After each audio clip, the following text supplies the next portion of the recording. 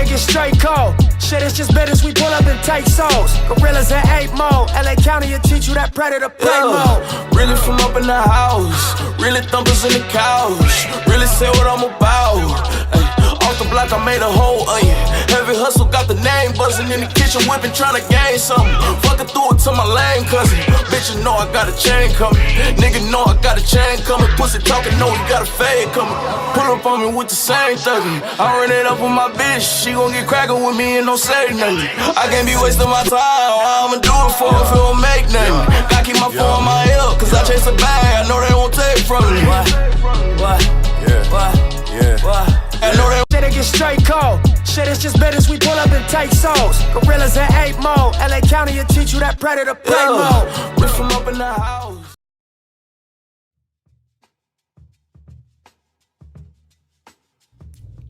Alright guys, Fuller coming to you with another video. Shout outs to the whole LDBC. If you like this video, I ask you to please like the video. And if you like the other content in which this channel has, I invite you to please subscribe to the channel in order for you to stay in the loop with what we have going on here. You know, probably the next video will probably be a social issues video, or it will probably be another soccer video or something of that sort. You know, I've been kind of going on an overhaul in boxing because there has been a couple of things moving and shaking that has been said in the boxing world as of late. Now, I know I've been talking about this issue for so long. I mean, like, honestly, it seems like you might as well call my channel the middleweight channel or something like that. I know I've been like harping on this issue with these middleweights a long time because, you know, we want to see the best fight the best. The middleweight division as it stands right now is kind of hemmed up in the traffic jam where people are not really initiating to push through that traffic jam to get to the other side, to get to the location, and with that location is undisputed. You know what I mean? But now let's talk about something that was said by Charlo. Now, for those of you guys who don't know, I do mess with the Charlo twins. I think they're very talented fighters. I think that there are fighters who, you know, have some skill and they have athleticism and they have power and the like thereof, you know. But, you know, I'm gonna, and if this is your first time hearing this channel, then, you know for a fact that, you know, I have to go with Boo Boo over them, you know, not only based on the fact that we're rooted in the same place. Like, you know, and for those of you guys who don't know, you know, although I've been in the United States for quite some time, originally from Africa, and my roots are Cabo Verde, Guinea-Bissau, and Senegal, you know, because with my tribe, we travel a lot, you know, and, you know, there were political upheavals and we just went to the area where we found most peace at the time, for the time being, you know. So if you hear me fala Portuguese, you know why, okay? Or parlez-vous français, you know why, okay? Or Espanol, you know why. Or how full day, you know why, okay? Or Wolof, you'll know why. But anyhow, back to the topic at hand. Now, you know, I guess Charlo was in Mexico. I don't know what he's doing. I guess he wanted to do a little bit of his fight camp out there. I guess he wanted to experience something different, which is fair. I mean, like, a lot of athletes decide that, you know, they want to do camp in different places just to, like, change up the routine. You know, that's normal. But, you know, when asked about, you know, a fight, you know, who he wants at middleweight division, you know, we already know what he's going to say. I mean, everybody says it at this point. It's nothing new. I mean, that's just the way it is, and that's just going to be the way it's going to be. But at the same time, we know that the fight is unrealistic and will probably never happen. You know, he said that, you know, he wanted to fight Canelo. And you know, he's not the only one who wants to fight Canelo. Everybody wants to fight Canelo. Hell, guys even at I want to say guys even in different weight classes want to fight Canelo. David Benavidez has called out Canelo. Hell, Bivol has called out Canelo, that he said he would gladly challenge him after the Kovalev fight. So this is nothing new, okay? Everybody wants a piece of Canelo. They want a piece of the pie. They know that the pie is going to be a very big piece of the pie, okay? They know that their piece of the pie is going to be life-changing money. So everybody wants a Canelo fight. This is nothing new.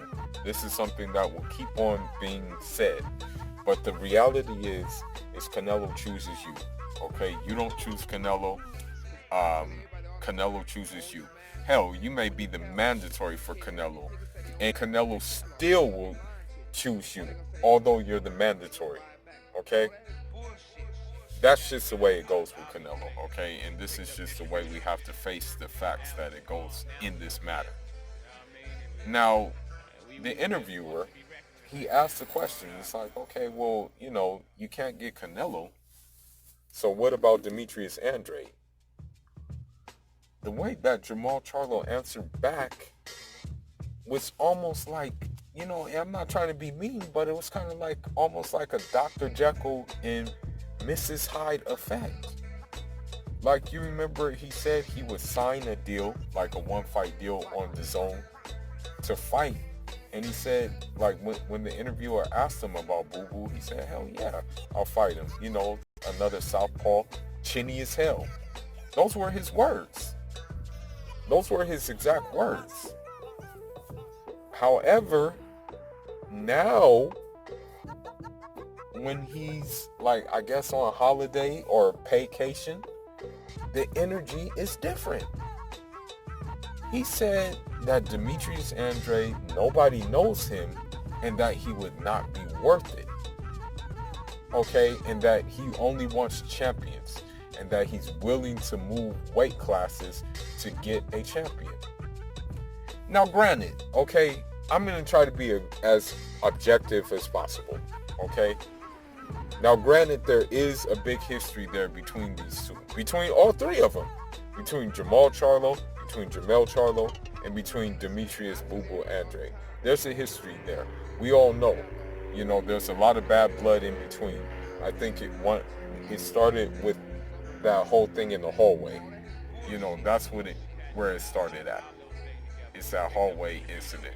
And then the back and forth happened. You know, broke, oh, he's broke. Oh, he's desperately seeking attention.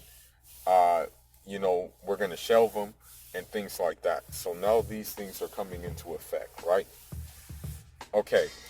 Now, with that being said, okay, with this being brought out, you know,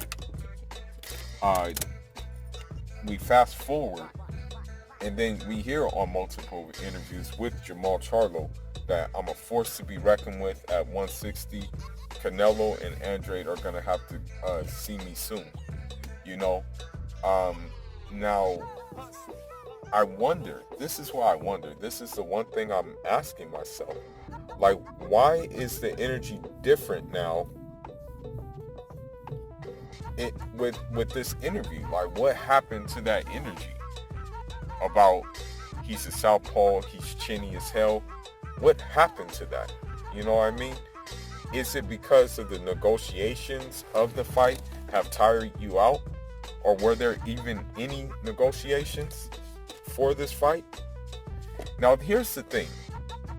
You know, if you look at old videos, there's some old videos where Demetrius Andrade is saying, you know, when it comes to the fight, you know, they said they sent him a contract, and he was like, guess what? We done signed that contract.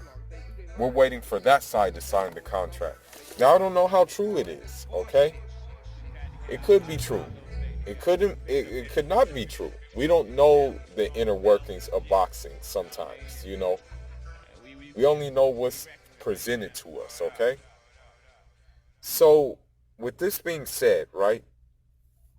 we fast forward, they're both at 160, right? There's been back and forth. We see that, Jamal Charlo has said he'll fight on the zone on a one-fight deal, right? But why did the energy shift now, saying that the fight with Andrade is not worth it? Now, granted, I'm not going to lie. I mean, the WBO belt, I'm not really fond of that belt. I mean, I don't think a lot of people are fond of that belt. That WBO belt is basically a top-ranked belt, right? It's basically a top-ranked HBO belt. But it's a necessary evil in order to clean out the division.